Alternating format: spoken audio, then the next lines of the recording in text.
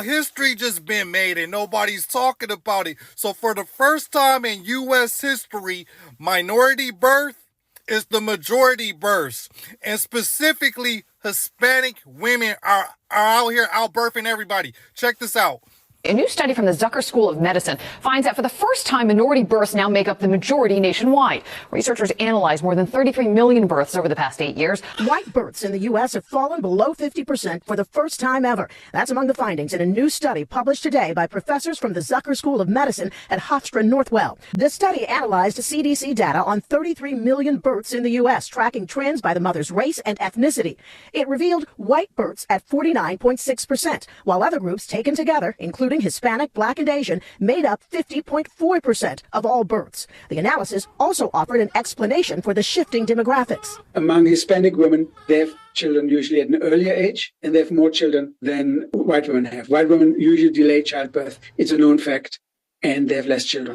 I can't help but think about when those white tea women came on here last year talking about they not going to have any kids. Predominantly white tea women, that added to the decline. Now, y'all not going to believe how they spin this narrative, how like the government should cut documented immigrants from receiving any type of government assistance because...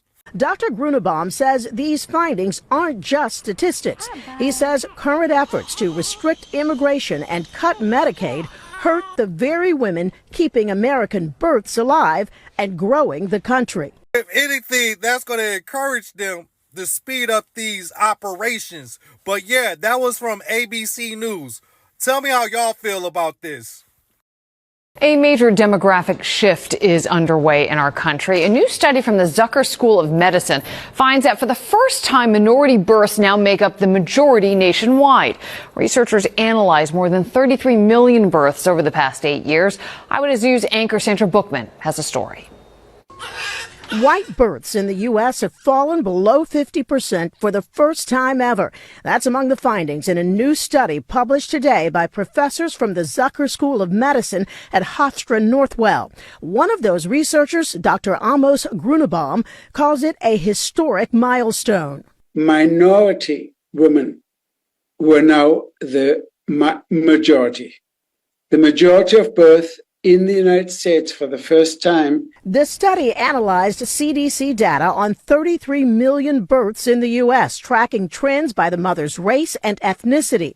It revealed white births at 49.6%, while other groups taken together, including Hispanic, Black, and Asian, made up 50.4% of all births. The analysis also offered an explanation for the shifting demographics. Among Hispanic women, they have children usually at an earlier age, and they have more children than white women have. White women usually delay childbirth. It's a known fact, and they have less children. Coupled with well-documented disparities when it comes to maternal health for minority women and children, Dr. Grunebaum says these findings aren't just statistics. He says current efforts to restrict immigration and cut Medicaid hurt the very women keeping American births alive and growing the country. If you really want to increase birth, if you want to have more babies, as this government has repeatedly said they want to, then we need to address these issues. Sandra Bookman, Channel 7, Eyewitness News. So check it, right? What I'm about to say may be controversial, but I think I'm right somewhat in this sense. If someone wants to fact check me, go ahead. But I think I'm right when I say this. The birth rate is declining for one specific demographic, and that's the demographic that they're worried about. But they're making it in this large scale because they want everybody to be somewhat worried, okay? The birth rate is declining, most importantly, for white people. Because me, personally, I know about 6 people that is on their second or third kid. So for the birth rate to be declining, everybody popping out babies left and right.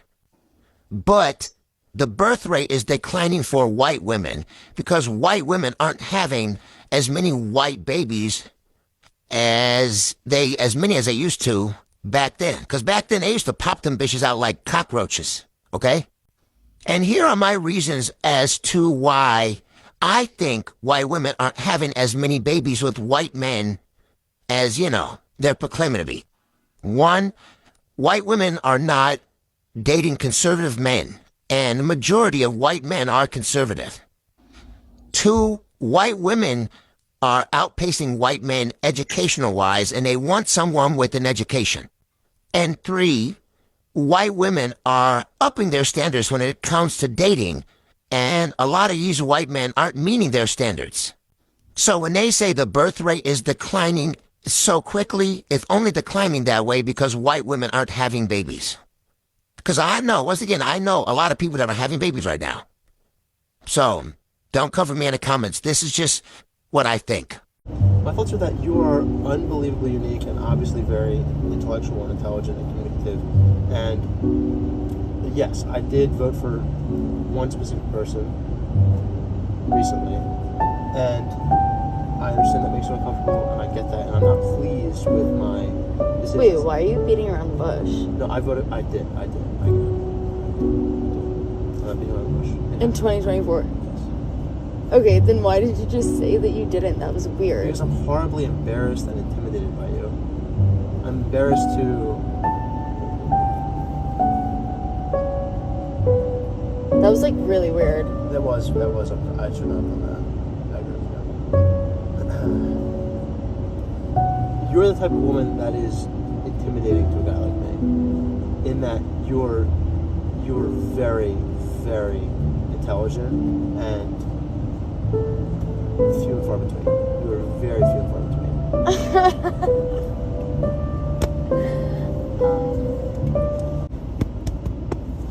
You must be like in cahoots with the other Trumpies of the world, because there's a lot of women that are equally as intelligent or maybe in touch as me.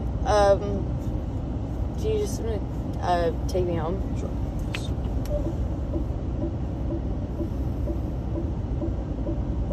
That was so weird. Why would you... whatever. But tell me, what are some of those red flags? They have strong values. I'm Republican. Conservative, yeah. Conservative values, Christian values. Okay. Very important. Okay. We did have some broken hearts, so let's go right down. I mean, this is what you're talking about. This is the situation that we're in right now. How is this? What you're proposing is have more babies. That's it, right? Exactly. You know, and I often say it was kind of a tongue-in-cheek tweet, in that I didn't expect anyone to actually conceive a child based on a tweet. But at the same time, I was trying to draw attention in a slightly humorous way to a very real problem, and that is that whites currently do not have a replacement rate when it comes to our births. And by some estimations, we are scheduled for complete extinction in 300 years. And if you're thinking about that in terms of like historically, that's not very long. So we really need to get on this and decide whether or not we want to have white people in the future of the world. I remember being in graduate school when I first learned that by 2050, white people were going to be the minority in the United States.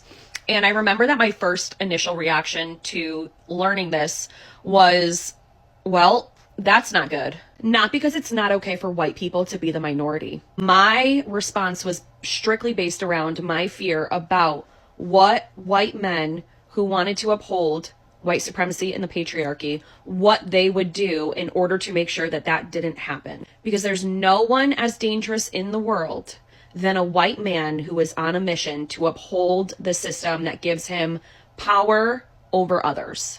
In my last video, I talked about white supremacy and the patriarchy and white women's roles within that system. So if you haven't seen it, go check it out. In this video, I'm going to continue the focus on white supremacy and the patriarchy, but we're also going to be talking about the declining birth rates amongst white women. For centuries in the United States, white male dominance has been held through a very tight system. Control of land, control of labor, control of law, control of women's bodies, and control over reproduction. Now, white women play a very specific role within this system, not as a white man's equal. Now, that does not mean a white woman does not have power through proximity, does not already have privilege of her own because of her skin color, but we are talking about the fact that a white woman does not have the equal status and power of a white man. Women in this system are really these stabilizers, right? They are the reproducers of the next generation. White women's role is really to help solidify the white man's power and to make sure that it continues to go on for generations and generations. Oh, when we're looking at the declining birth rates of white children in the United States, when we're looking at the decline in white women being willing to get married, when we're looking at the way that white women are pushing off having kids, they're very career focused.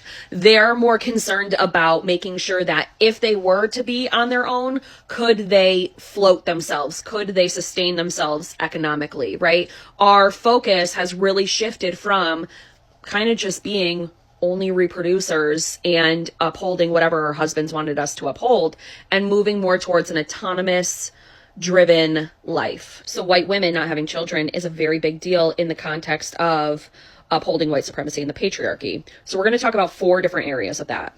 Okay, 1, there's a fear around numbers. Whiteness has historically functioned around having power because we are the majority. When white people become the minority, there runs the risk of the assumption that laws, culture, the way that we do things will not be centered around whiteness and what benefits the white person. And the reason why this feels so threatening for white people, especially white men, is because for a lot of them, equality has never been the goal, right? They want to uphold their status and their power, and they do that through numbers. The second is reproduction. And I've touched on this a little bit already.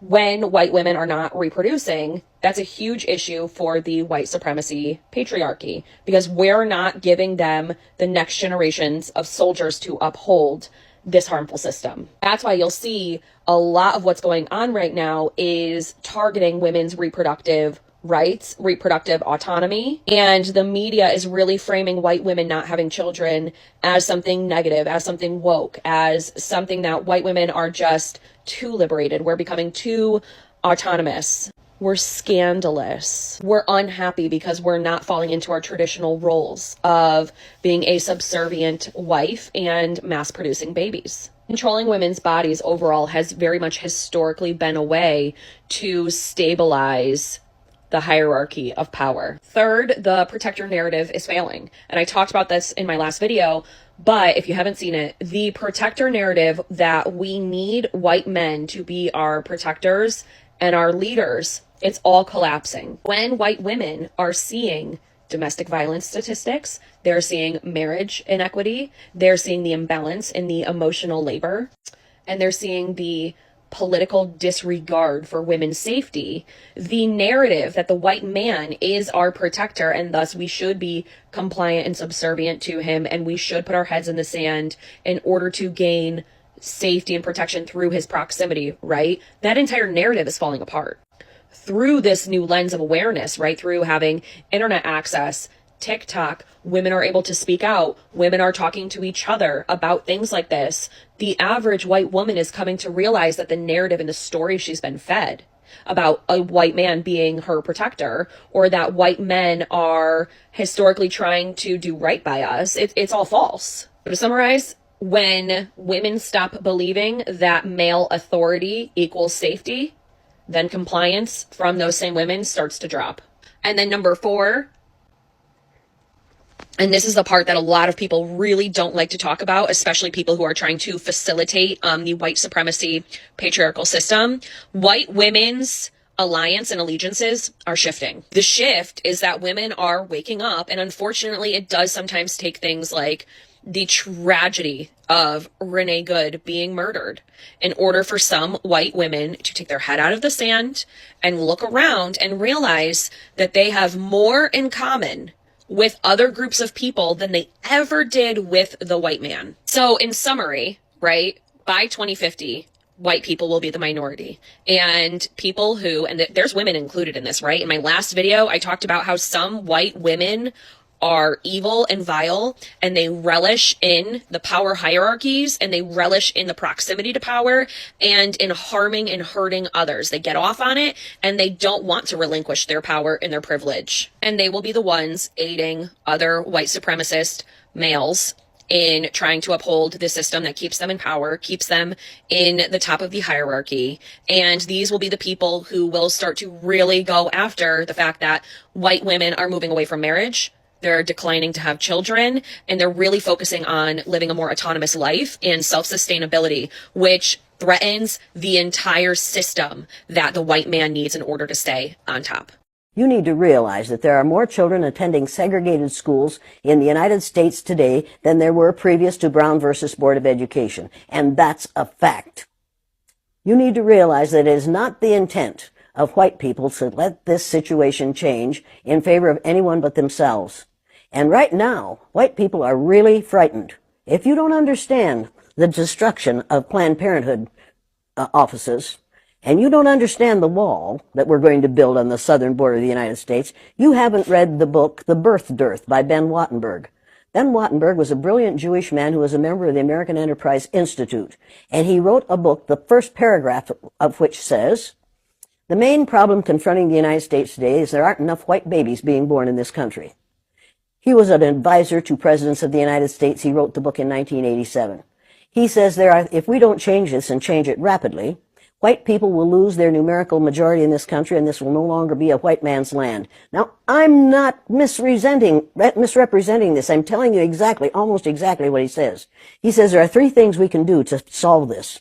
Number 1, we could pay women to have babies, as they have been doing in Western European nations for years. Then he says, and these are his words, not mine, unfortunately, we would have to pay women of all colors to have babies, so we don't want to do that.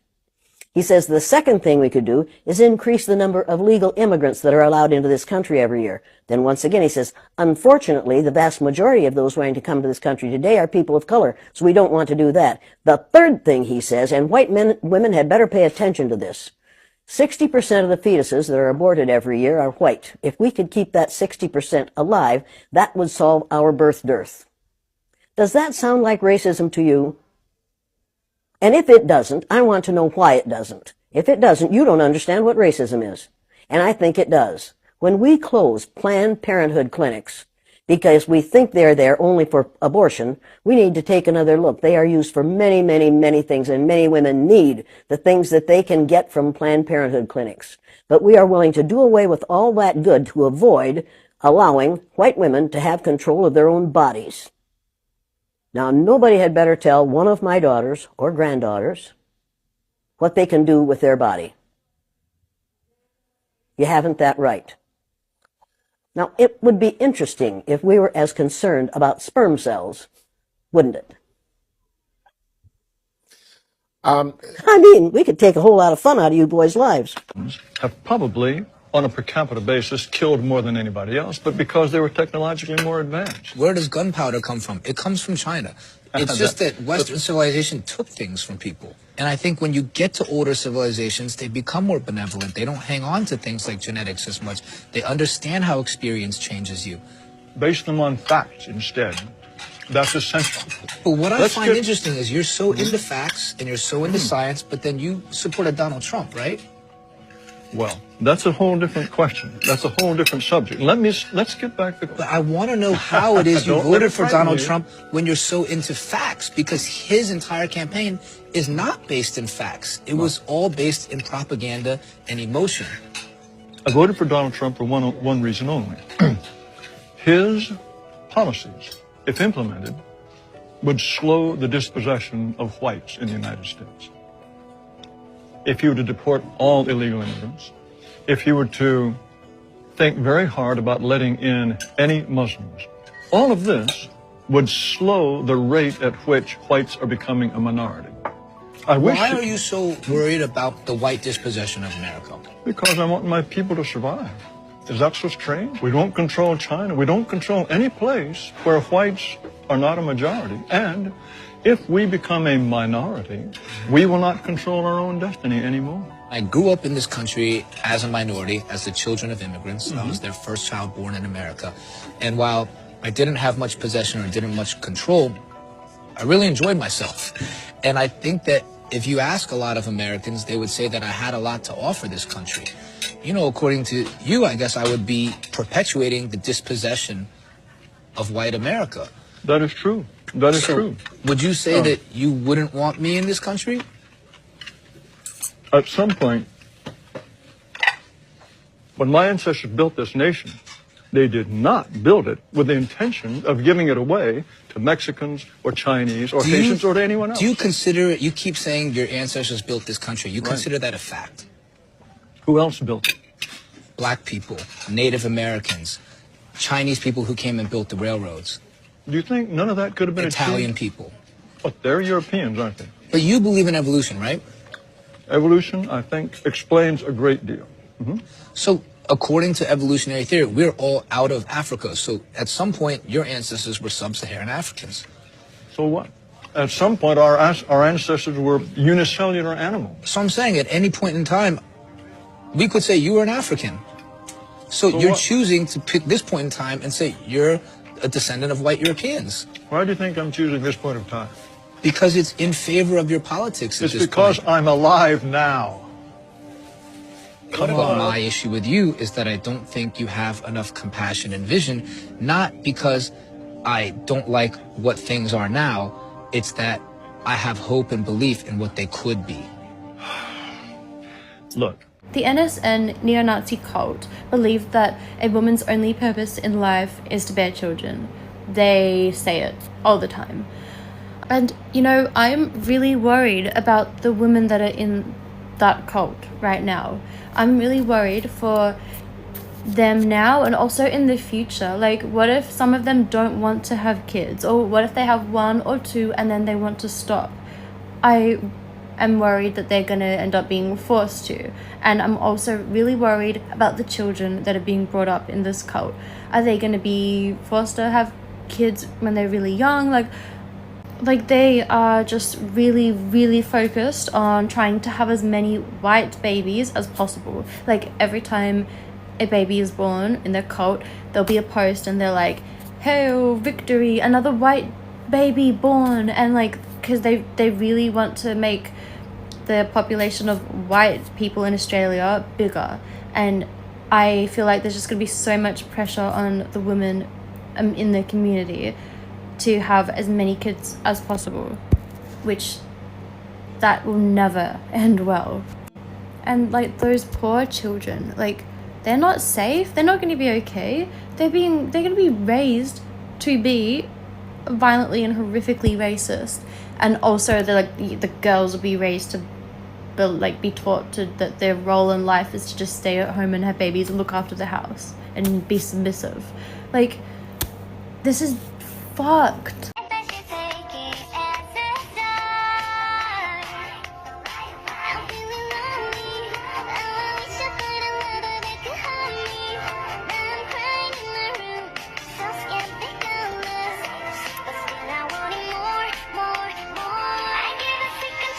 This has been going on for a while, but now they're publicly admitting it. They're doing $5,000 baby bonuses. They're paying white women to have more babies. The reason they're paying white women to have babies, as you can see, this is the fertility index. The only people having enough babies to sustain their population is black people. You can see this right here, Sudan. Yeah, the Arabs are taking care of it. I can assure you the birth rate for Sudan is not what exactly it's supposed to be right now. Meanwhile, there's an entire blueprint for how to reduce our numbers. Black people, they want to get their numbers up. They want to reduce our numbers. There's an entire blueprint written on how to do it. The Nigerian president, Bola Tinubu, has signed a deal with the U.S. government, giving away our health care to the U.S. government, where they will come now and start giving us vaccines, fertility vaccines. They will start sterilizing our women because they have an entire blueprint on how to make this happen. Remember, they came out and said they're going to monitor Nigeria's health to America's best interest. Meanwhile, these are our women on social media. Again. So you have the men who enslaved us, convincing our women that they're better men, and if they have biracial children with those men, those children are going to be black. And those children, long story short, they're getting their numbers up, they're wiping us out, and they've convinced our women to help us wipe us out. I don't know, man. I really, I'm tired of this. I wish there was something I could do with my life. I really wish. Because I care about my people, and I simultaneously hate my people. I don't know what to say. I don't know what to do. Anybody got a solution? Because we're in the end game now. You can see it. She's happy. Hey, 6 children or 7 children under 7. How many? $5,000 per child. That's how much she's getting. And you know, they're gonna keep giving them benefits. Our women, on the other hand, we're fucked, man. And then, if the Black American issue is so stressful, I'm like, I want to say, you know what? Fuck this. Black Americans want to kill themselves. Let them go fuck themselves. Let me just go back to Nigeria. I'm going to Nigeria to be a slave of France. Whispering in our ear, talking about some, hey, ladies, y'all should be having more kids. The gag is, white women aren't having babies with white men. And he's scared that they are about to off. You know what I mean? They're about to off. Yeah, because white women are only having babies with either black men or not at all. So, yeah. He wasn't talking to us when he said that. He was talking to them. So, do with that what you will, but all of this is happening because they're not having white babies. Just to throw that out there. Hope you catch it. Do you know who killed Martin Luther King Jr.? No. Huh, Mama? Oh, the white people? That's you? Mama, wait, what did you... Because the white woman will get with the black man, and they will have biracial children, and then that biracial child will probably get with a white person. And just one more generation after that, poof, all that blackness is gone. Right on schedule. After a few years of deep diving into race science and eugenics, we're actually right on schedule. Because it only takes 3 generations to breed something in or out. Because you are white. What are you? I'm literally Mexican. No, you're not. Yes, I am. Let me tell you what I just learned. Every single person in Israel who gets born, they get a fat check on the day of their birth. Not only that, every single month their mom is given a check to take care of them. So they are incentivized to have more children. Every child they have, they get a check from the government, but that government gets the money from us. We're funding it. We have an all-time low birth rate because we cannot afford to live. We can't afford to have kids and raise them in the way that we want them to be raised. But our taxes are going to fund another country to have kids. But it doesn't stop there. It doesn't stop there. Every single month, money is put into a trust for that child. Every single Israeli child has a trust. And the money comes from us. On their 18th birthday, they have access to that trust and they're expected to invest that money. Where are they going to invest? In us. So we're essentially paying them to enslave us. Europe is running out of people, not in the future, not in theory, right now. A chilling chart from the Financial Times reveals something no one is ready to talk about. The birth rates in Europe's biggest economies are in free fall. France, Germany, Italy, all plunging below the critical replacement level of 2.1 children per woman. By 2020, that number hovered around 1.5, and it's not bouncing back.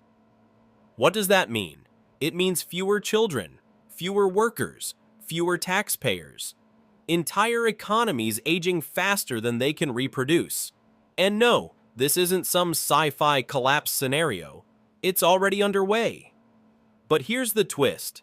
It's not just biology. It's not that people can't have kids. It's that more and more people are choosing not to. Why? Because in today's Europe, starting a family feels like a financial death sentence. Skyrocketing rent, outrageous childcare costs, no space, no support. The price of diapers might as well be gold. And then there's the cultural shift. People are delaying marriage, or avoiding it entirely. Career first, stability second. Kids, maybe never. Add in a generation crippled by climate anxiety, wondering if it's even ethical to bring a child into a world on fire. And you have a recipe for demographic collapse. But here's what no one wants to say out loud. This is not just a European issue. This is the future of the West, especially white European nations. America isn't far behind. Japan, already there. South Korea, even worse. We're looking at the slow-motion disappearance of entire populations. Nations that once ruled the world now struggling to simply replace themselves. Meanwhile, the global picture paints a very different story. According to the UN, the world population will keep growing, but only because of developing regions, particularly Africa and the Middle East. These areas still have higher fertility rates and their populations are surging. So what happens when rich developed countries shrink and poorer, younger nations rise?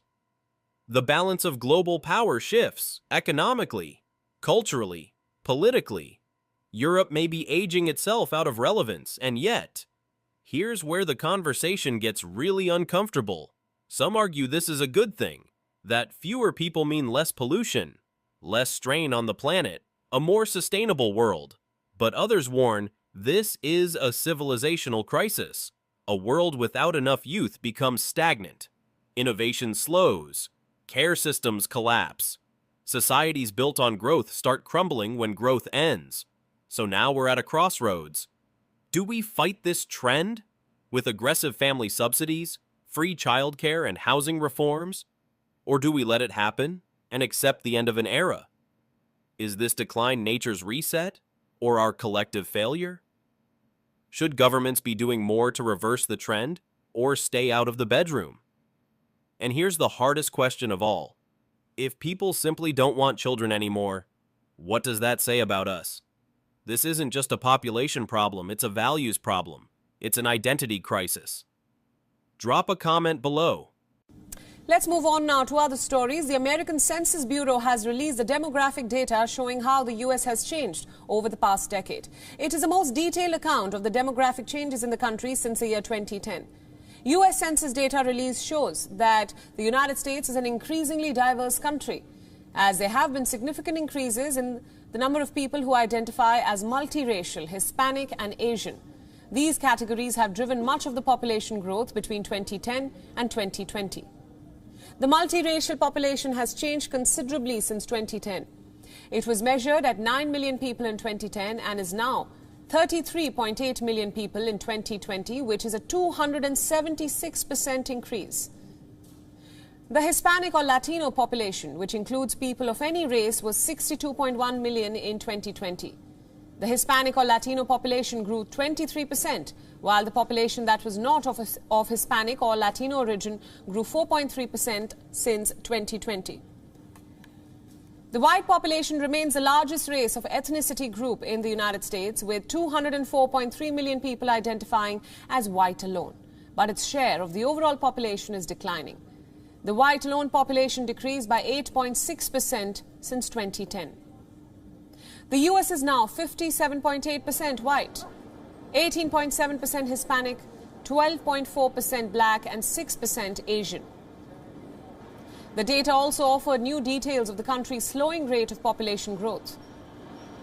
The population growth is lower than it has been at any time aside from the 1930s, and more than half of all U.S. counties lost population from 2010 to 2020.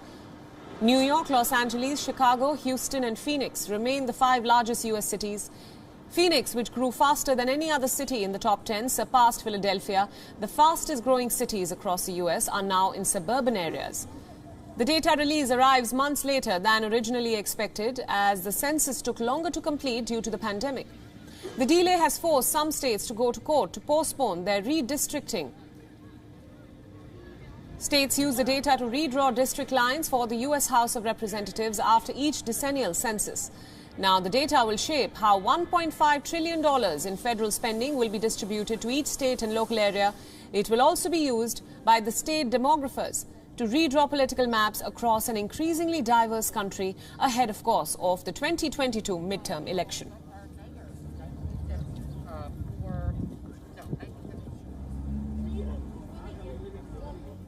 Our correspondent Susan Tehrani has more details on the U.S. Census Bureau report in this next ground report. Take a look. The new census report shows that the U.S. population is diversifying and the white population is shrinking. It's a portrait of how the United States has changed in the last decade, and it's important because it is used to redraw the country's political map in the next decade across the United States. It may also be used to help determine the control of the U.S. House of Representatives in 2022 and provide a political edge for the next decade. While the white population did see an increase in some states and communities, the population for individuals under the age of 18 remained quite diverse. Susan Tehrani from New York for We Are World is One. Yeah, I know. I don't know what the actual answer to the population decline is, because the fact of the matter is, even if you make it cheaper to have kids and make it to where it's more affordable, unless it's literally profitable to have kids, unless it literally increases your standard of living, I don't see how the problem ever gets fixed. Because what we have is an urbanization problem. Everybody moved into cities and stopped living on farms. When you live on a farm, children create more value than they cost because you can use them as cheap labor. Therefore, when you have a child, you increase your productivity. You actually increase the value of your family union. But if you live in a city, once you have 2 kids, the idea of having a third is a huge expense. So unless you start paying women an actual salary to raise children, I don't see how this actually ever gets fixed. Because on the path we're on now, we're probably going to go extinct in less than 400 years. So, billionaire who already has 100 kids is offering to pay for women to get IVF so he can father even more kids. His name is Pavel Durov, and he's the billionaire founder of Telegram. According to the Wall Street Journal, Durov told French media that he has more than 100 biological children all around the world, and he hasn't done it through relationships, but through sperm donation. He's been donating sperm for years across multiple countries, and in some cases, he's even paid for women's IVF treatments. He says his motivation is fighting infertility and what he describes as a global shortage of healthy sperm. Here's the part that really jumps out to me. Durov has said that all of these children will be treated equally and will eventually share in his wealth, regardless of where they live or how they were conceived. The Journal reports that, of course, this has raised a lot of ethical and legal questions, for example, about inheritance and identity and what responsibility looks like when one person fathers children across dozens of families and all across borders. Now, some supporters see it as a radical, modern approach to reproduction, but some critics say it's a social experiment with consequences that we don't fully understand yet. This is just another reminder that tech billionaires aren't just shaping how we communicate. In this particular case, it looks like they're starting to shape how families, genetics, and even legacy work too. People, you don't have to go to the movies. You don't have to go out for dinner. You can just spend time with the most wonderful gifts you can ever have as a children. That was Elon Musk's mother on Fox News talking about why it is so important to have children and that you should forego any sort of pleasures in life in order to have these children, even though you can't financially afford it. And to give you a more in-depth translation, she's essentially saying, hey, you're a worker. You're a drone. We need you to pump out more children so that me and my bloodline can continue to make money off the backs of your labor. So the question was, out of the entire world's population, what percentage is white? There are people who said 60, 80. Somebody even said 90. Do you know what the real answer is? It's 7%. 7%. That means they don't even have the numbers to keep up. What that means is either we're letting them keep it up or we're actively helping them keep it up because they don't have the manpower to do it by themselves. What if we all collectively said, I don't want to be in a place or support the ideas of whites, it would be over. There's too many of us versus them. It would be over. This is such a game changer for me. This is like the moment where I heard the word colonizer. Or even when I saw how they treated Barack Obama and Michelle Obama. 7%? They're only there because we keep them there. That's crazy! If you add up the 55 countries of the African Union, that's about 1.5 billion people, same size as India, same size as China. The big difference is that the imperial powers divided Africa into 55 little countries, not one of which can thrive on its own. The African Union is the key. As 55, you can't make it. But as one African continental economy, you can make it. So what's happening now is Africa's population is continuing to rise. It's the only place in the world with rapid population. Everyone else has peaked or just about to peak or actually beginning a decline. Africa's population today is 1.5 billion. By 2050, it'll be 2.5 billion. That's a lot. Adding 1 billion people in the next quarter century. If you go even farther and just try to extrapolate based on current trends, Africa's population reaches about 3.5 billion, and according to the UN most recent forecast, 3.7 billion by the end of the 21st century. And Africa goes from being 9% of the world population to being more than 30% of the world population. It's going to be a completely different world. What do I say to African leaders every time I have the chance? First, be Africa-wide. Second, get on quickly with mass education because that is the key to the economic development. What we're seeing right now in real time is the contract, the Destiny Work contract that they signed to essentially steal, co-op, and pillage this world for its resources, its culture, its spiritual elevation. The contract is running out. That's why they acted up. I don't know how long that contract was to be for. The Hebrew Israelites talking about it's 400 years. I think, honestly, that contract was only going to last as long as Black people were going to be asleep. If you haven't noticed, there has been an overwhelming exodus out of the church, okay? This isn't to say that some of y'all not going to church, okay? But there's an overwhelming exodus of Black people leaving the church, as well as there is an overwhelming amount of white folks who are starting to understand the truth of what's going on. Stolen Legacy academically explains it best. That destiny swap that they did with us, it was to obtain the knowledge that it took Africans thousands of years to evolve to. There are just certain things spiritually that they just could not understand. And they were and here's the thing, just like right now, when are afraid, when they don't understand something, rather than sit the fuck down and calm down, they get violent. And that's exactly what they did. When they were kicked out of Egypt multiple times before y'all famous little Plato and Socrates motherfuckers came into Africa, y'all was kicked out because you were spiritually immature. You were spiritually immature. Mind you, the issue that the Africans had with y'all back then was not because of race. It was because you were so spiritually immature. If you didn't understand something, you immediately resort to violence. And here you are today, 1,000+ years later, you don't understand something and you resort to violence. The destiny swap that you've done on Black folk has run its course, okay? Black people in this country resting, that right there, we are taking our own shit back. We're taking our own spirituality back.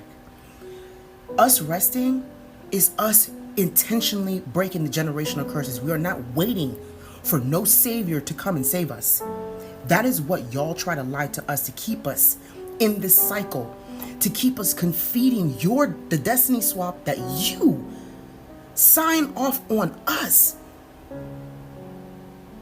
And now black people are no longer going to participate in the fuckery that y'all have installed. And now the chaos that you've created, the lies, the matrix that you've created is crumbling. And here's the thing. What scares me about y'all is that you know this is happening. Your spirit is telling you that this is happening. That's why you're upset that black people are not protesting with y'all. We're not communicating with y'all. We're not doing none of those things because you are understanding who we really are. And we are coming to understand who we really are. We are breaking our own generational curses, and y'all are not ready for that. And what I advise my black family, continue to evolve. There's a spiritual elevation that we are all taking part in. Just rest. Just rest. Stay in your home. Love on your family. Plant your gardens. Do your thing and rest. The Destiny Swap contract has run its course. Everything's going to be okay. We're here to talk about the shifting global order and Africa's place in the shifting order. And I think we all feel, we know, we are seeing geotectonic shifts of a magnitude and a speed that are astounding right now. So we're all trying to keep our balance a little bit and try to understand what is happening in the world. There are at least 4 basic, deep transformations underway, or you could say disruptions underway in the world system. Maybe I could even divide it into one more, because I was going to say geopolitical, technological, ecological, and demographic. But let me start with the economic changes, then the geopolitical, then the technological, ecological, and demographic. So I'll count 5 very deep changes that are underway, and they're all occurring simultaneously and in a strongly interacting way. Perhaps the deepest underlying change is economic, and the most profound change in the world economy is that the industrial age had privileged one small corner of the world, the North Atlantic region, basically the United States, Britain, and continental Western Europe, for about 150 years, from around 1800 to 1950. Of course, there's a long story that precedes that. As long as the West controlled the world system, as long as the West colonized Africa, development could not occur. Because colonial powers are not interested in development of their colonies, period. They're interested in exploiting their colonies. They're interested in quiet. They're interested in control. They're not interested in education, in infrastructure, except to the mines, like in this region, or to the plantations, but they're not interested in broad-based development. So in 1950, if you took a snapshot of the world, almost all of the industrialization of the world was in Europe or the United States, or to a small extent, the other offshoots, Canada, Australia, New Zealand, and this is the main point that I want to stress. So it's a long, basic point to get to the bottom line. From 1950 onward, of course, depending on the specific history of each region, it became possible to have autonomous development in sovereign areas of the world. Before that, under the European system, it was not possible. It was not occurring. but after 1950, it could occur. And step by step, it has occurred. Not everywhere and not evenly and not what we want in Africa, because the main change has been in Asia up until now. However, with a lot of change in Africa, to be sure, just not at the depth and speed and success that could have occurred had geopolitics and history been somewhat different. So the first of these major changes in the world is that for the first time in centuries, we are not in a Western-dominated world. And that's the second point, the geopolitics. Not only has the world economy dramatically evened out, though not fully, but of course, world power has also shifted tremendously in the same direction. So the third dimension that has come along with all of this is the technological revolution that's underway. It's not independent of the first two. In fact, the technological revolution, the digital revolution, which has been underway for about 90 years now, the one region of the world where the population continues to grow rapidly is Africa. Africa's population grew 5 times from 1950 till today. It's 1.5 billion. According to the medium forecast of the UN, Africa's population will reach 2.5 billion at mid-century and about 3.7 billion in 2100. And in percentage terms, this means Africa's population was 9% of the world population in 1950. Today, it's 19%. 1 out of every 5 people on the planet is African. And by 2050, it will be about 25% of the world population. And by 2100, 35% of the world population. So Africa will be in the center of the world story, the world history, the world population, the world demographics in the course of this century. Now, what does all of this mean for Africa? That is, for me, the bottom line and the most important point. I believe, not that it is inevitable, but I believe that it is feasible and the right target for Africa essentially to follow the path that China followed between 1980 and 2020, in a process of 40 years going from low income to high income, going from quite widespread continuing poverty, especially in rural areas, to zero poverty during this period. And because of the demographic changes as well, becoming a powerhouse of the world economy. And that is what I think should be envisioned, should be planned for, and should be accomplished. So China used its advantages of planning, foresight, visioning, and even what we call relative lag. It's poverty, meaning a lot of catching up room, and technological innovation to achieve 10% per year economic growth over a 40-year period. There's the rule of 70, which many of you will know. If you want to know how much a growth process, how long it takes for something to double, take the growth rate and divide 70 by that growth rate.